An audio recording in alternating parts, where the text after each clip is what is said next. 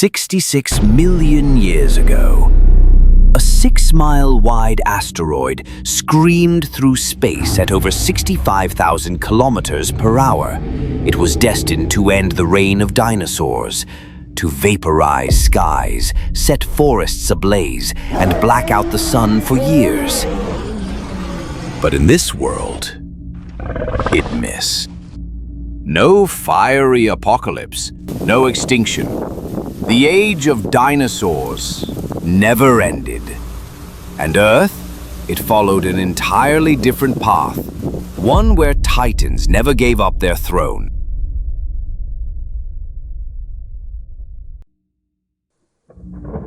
Without the asteroid, the evolutionary clock was never reset.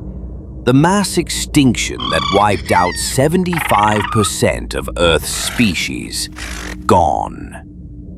Dinosaurs kept evolving, diversifying, and dominating every niche, land, sea, and air. Some grew smarter, others shrank and adapted.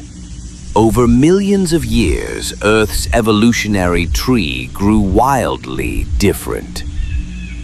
Mammals, now minor players in this alternate world, never became apex predators. Instead, imagine predators with feathers and fangs, herbivores that learned teamwork, and flightless raptors that began using tools. The question isn't whether evolution continued, it's whether it gave rise to something smarter, something alien, but still Earthborn. Without the asteroid, the rise of mammals was delayed or denied. In our timeline, mammals flourished only after dinosaurs disappeared, filling the empty niches of a broken world. But if those niches were never empty, would primates still evolve? Would hominids walk the savanna? Or would those plains belong to herding ceratopsians and swift, feathered hunters? Even if early primates did emerge, they would have faced relentless competition, outmatched in strength, speed, and evolutionary head start. Maybe Homo sapiens never appears. Maybe intelligence isn't human. And if it is, maybe it wears scales.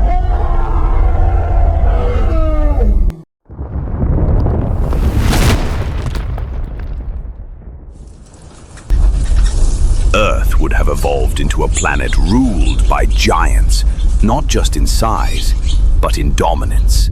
Dinosaurs, having survived and diversified for 66 million more years, could occupy every ecological niche.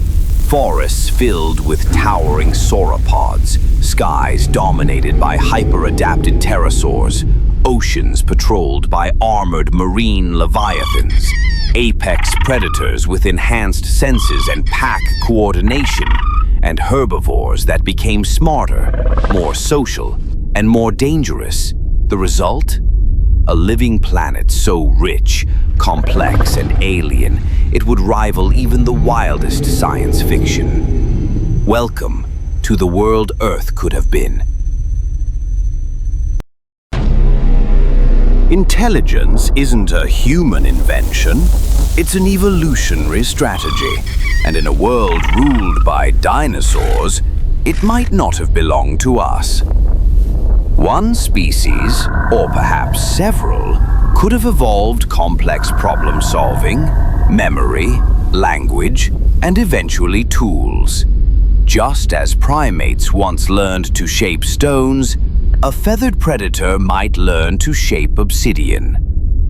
Fires lit not by lightning, but by friction. Hunts coordinated through symbols and sound. Villages, rituals, even philosophy, born not in caves, but in the shade of giant ferns. If dinosaurs were given time, could they have built cities? Could they have reached the stars?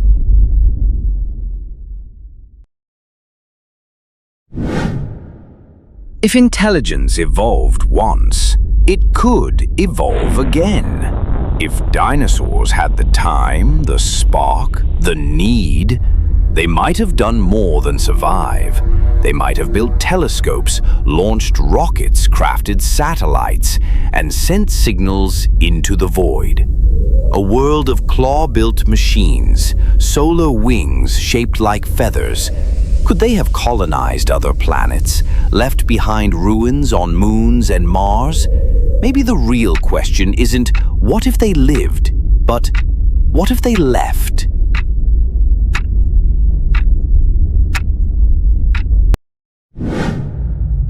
We search the skies for alien life, but what if the message we receive doesn't come from the stars? What if it comes from home? A transmission buried deep in Earth's crust, a pattern discovered in ancient fossils too perfect to be natural, or a signal bouncing back at us from the edge of space with a rhythm that matches reptilian DNA. Could we be the second evolution, living in the shadow of the first? And if they're still out there, watching from across the void, would they recognize us as their children or their replacements? Maybe their time never really ended. Maybe the story just went dark. Until now, if dinosaurs had the chance to evolve, to rise, to build, to reach the stars, then maybe we're not the first chapter in Earth's story. We're just the latest. And one day, someone else might dig up our bones and wonder, what if they never went extinct?